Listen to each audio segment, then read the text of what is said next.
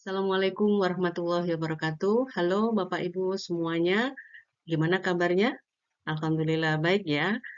Selamat bertemu kembali dengan saya Siti Nurul Rohmah, instruktur guru penggerak Angkatan 2.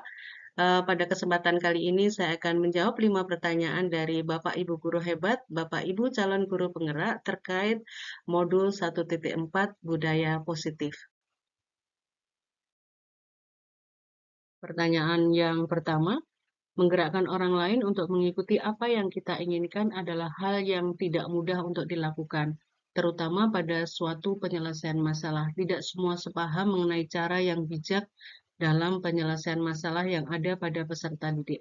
Bagaimana tip atau trik yang bisa kita lakukan agar kita bisa mengajak rekan untuk berkolaborasi dalam diskusi penyelesaian sebuah masalah. Bapak Ibu sekalian, kemampuan berkomunikasi yang baik itu adalah kunci untuk mempengaruhi orang lain secara positif, eh, baik dalam karir maupun dalam kehidupan sehari-hari. Untuk mencapai hal ini ada beberapa teknik yang bisa diterapkan ya Bapak Ibu. Eh, ini saya coba ambil atau saya coba googling ya pagi hari ini. Bagaimana sih cara mempengaruhi orang lain melalui komunikasi yang efektif? Yang pertama, kita harus dapat menunjukkan kepercayaan diri yang tinggi dalam menyampaikan sesuatu itu tegas, kemudian jelas gitu, arahnya jelas gitu ya. Kemudian yang kedua adalah mengenali orang yang ingin dipengaruhi. Gimana sih pribadinya? Apakah orang itu kira-kira sesuai passion-nya dengan apa yang akan kita lakukan gitu ya. Jadi kita kenal betul siapa sih orang yang akan kita pengaruhi. Kemudian yang ketiga, memberikan ruang bicara pada orang yang ingin dipengaruhi. Jadi memberikan kesempatan kepada orang lain yang akan kita pengaruhi untuk berbicara, menyampaikan pendapatnya tentang apa yang akan kita sampaikan. Kemudian yang keempat, membentuk kesamaan dengan orang lain. Kalau dalam bahasanya itu sekarang itu mencoba apa ya sefrekuensi. Jadi kita mengajak orang yang sefrekuensi kita dengan kita yang punya visi yang sama dengan tidak sefrekuensi atau tidak sevisi ya mungkin akan berhasil tetapi butuh waktu yang lebih lama. Kemudian yang kelima adalah menunjukkan sikap tegas. Yang keenam, konsisten dengan nilai yang dipegang. Jadi, uh, kalau misalnya kita mengatakan A ya, sekarang A ya besok A. Jangan sampai hari ini A, besok B. Orang tidak akan percaya dengan apa yang kita katakan. Kemudian yang ketujuh, selalu menyebarkan energi positif. Selalu memberikan semangat, selalu memberikan aura yang bagus, aura positif, sehingga orang lain itu akan nyaman bersama kita. Itu mungkin yang bisa saya sampaikan untuk tip dan trik bagaimana kita bisa mengajak teman untuk berkolaborasi. Pertanyaan yang kedua, manakah di antara posisi kontrol yang paling tepat untuk guru penggerak? Bapak Ibu sekalian, menurut Diane Gosen, ada 5 posisi kontrol yang bisa dilakukan oleh guru dalam penerapan disiplin positif di sekolah. Pertama, posisi sebagai penghukum, yang kedua, posisi sebagai rasa bersalah, yang ketiga, posisi sebagai teman, yang keempat, posisi sebagai pemantau, dan yang kelima, sebagai posisi manajer. Pada saat guru memposisikan dirinya sebagai manajer secara tidak langsung, guru tersebut sudah memiliki keterampilan bagaimana memposisikan dirinya sebagai teman atau sebagai pemantau. Jadi, pada posisi manajer, guru tersebut dapat mengerjakan suatu kegiatan itu bisa dengan siswanya, kemudian guru tersebut bisa memotivasi siswa untuk mempertanggungjawabkan segala perilakunya serta mendukung siswa untuk menemukan solusi dari permasalahan yang dihadapi oleh dirinya sendiri. Jadi, menurut saya, posisi kontrol yang paling tepat untuk guru penggerak adalah posisi yang terakhir, yaitu sebagai manajer. Pertanyaan yang ketiga, apakah budaya positif yang sudah guru terapkan akan bisa 100% mengubah perilaku dan sikap anak? Bapak Ibu sekalian, kalau ditanyakan apakah bisa 100% mengubah perilaku dan sikap anak, tentu ini butuh proses, ya, butuh proses karena yang namanya budaya itu tidak bisa serta-merta sehari disampaikan dan sehari dilakukan, kemudian sehari menjadi kebiasaan. Ini butuh waktu yang lama mungkin, tergantung juga kondisi sekolah masing-masing ya, kondisi anak-anak masing-masing. Dan Bapak Ibu perlu ketahui bahwa budaya positif ini merupakan perwujudan dari nilai-nilai atau keyakinan universal yang diterapkan di sekolah. Budaya positif di sekolah itu tidak dapat diciptakan secara instan, seperti yang saya sampaikan dalam tadi ya, bahwa dalam penerapan budaya positif diperlukan tuntunan dan tauladan dari seorang guru. Nah, di di sekolah itu Bapak Ibu tahu ya, ada orang dewasa dan ada anak-anaknya. Nah, di bagian orang dewasanya, siapa sih orang dewasanya di sekolah itu? Ada kepala sekolah, ada guru, dan ada tenaga kependidikan. Nih, di bagian dewasanya harus bisa melaksanakan atau membudayakan atau budaya positif itu sudah melekat di pribadi-pribadi orang dewasa tersebut. Sehingga di orang dewasa ini bisa menjadi tauladan, ya, bisa menjadi teladan bagi anak-anak untuk melakukan atau melaksanakan budaya positif yang sudah ditetapkan oleh sekolah. Jadi peran guru sangat penting. Gitu ya Bapak Ibu. Baik, saya lanjutkan pada pertanyaan yang nomor 4.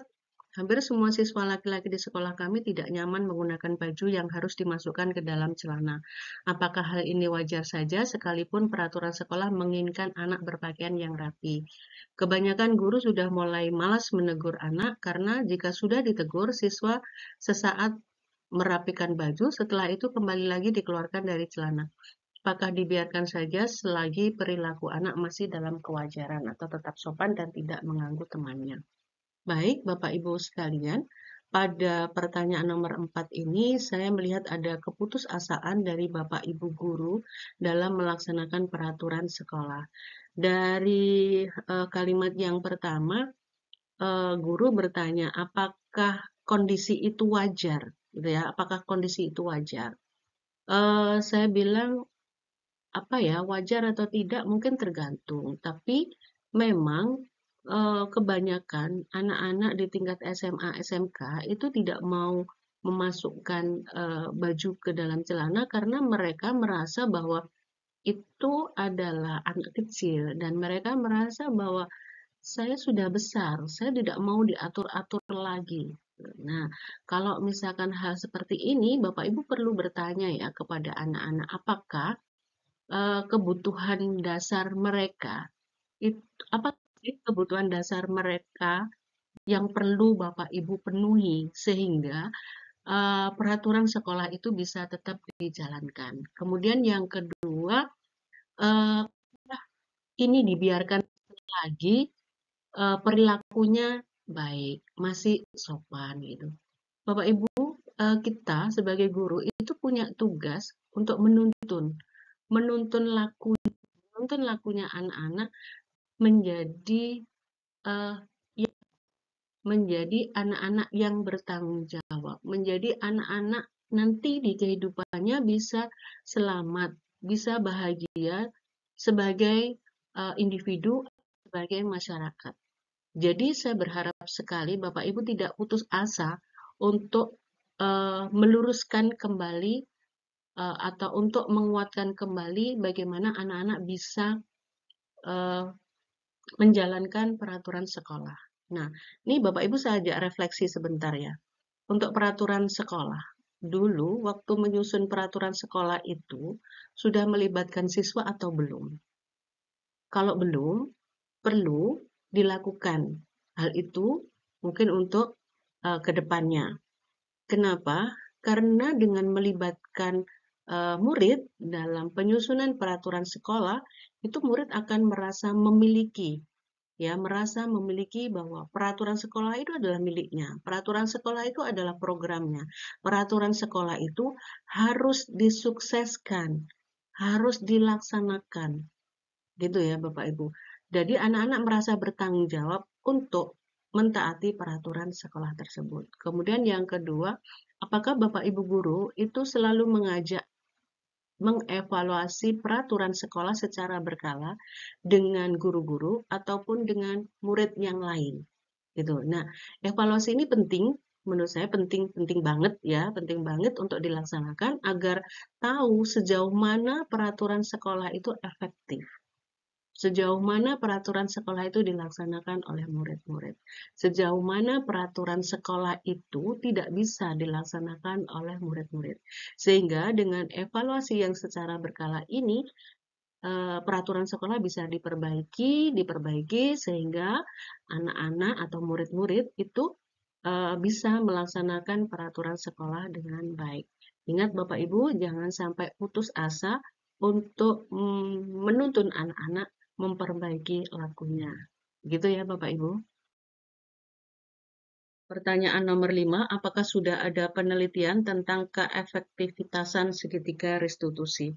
Bapak Ibu sekalian, pagi hari ini saya mencoba googling dan saya menemukan sebuah penelitian dengan judul implementasi segitiga restitusi dalam membentuk akhlakul karimah peserta didik. Ini sudah diterbitkan di Jurnal Pendidikan Islam Ambarsa volume 3 nomor 2 bulan Agustus 2023. Metode penelitiannya ini menggunakan strategi untuk menyelesaikan masalah dengan tindakan menerapkan segitiga restitusi, terutama pada masalah pelanggaran disiplin, seperti jumlah kehadiran, tepat waktu, kejujuran, menaati kesepakatan kelas yang telah ditetapkan, dan mengakui secara sadar dan terbuka ketika melakukan kesalahan. Pendekatan yang digunakan dalam penelitian ini adalah pendekatan deskriptif kualitatif dan teknik pengumpulan datanya adalah menggunakan wawancara, pengamatan, dan dokumentasi. Teknik analisis data dalam penelitian ini menggunakan deskriptif eksploratif analisis. Objek yang diteliti adalah siswa SMP Mambaul Ulum, baik yang mukim sebanyak 90% maupun yang non-mukim 30%, sehingga hasil yang diperoleh meningkatkan kedisiplinan siswa dari 60% menjadi 86%. Dengan demikian, segitiga restitusi yang diterapkan di dalam kelas ini mampu meningkatkan kedisiplinan peserta didik. Demikian jawaban saya dari pertanyaan-pertanyaan calon guru penggerak terkait dengan materi modul 1.4 budaya positif. Semoga bermanfaat. Terima kasih.